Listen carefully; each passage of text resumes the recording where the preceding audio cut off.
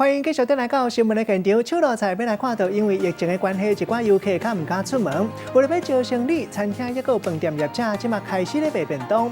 配合到一间5000级的饭店，甲因餐厅的料理摕来做便当卖人。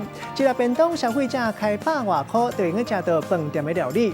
另外一间有农业特色的餐厅嘛咧卖便当，配合外送的服务，希望用去增加销量，减少损失。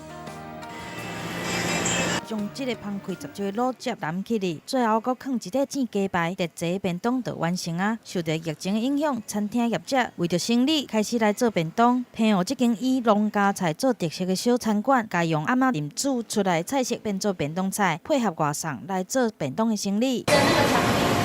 伫咧5000级的饭店食一顿爱偌济钱，同款伫咧配合这间饭店因为疫情的关系，营收受到影响，规气嘛对咧卖便当，只要100外块就会当食到5级饭店的菜色。点来的时候还真的跟照片上面的一样，就是菜色没有少，分量也很足够。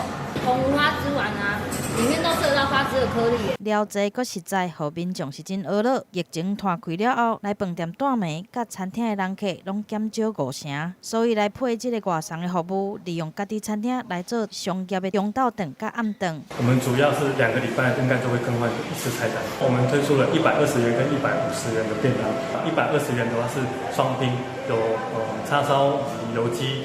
那另外第2款的话是海陆餐盒。疫情时期，业者家己来找出路，就算调伫咧厝内防疫，同款嘛会当享受美食料理。记者综合报道。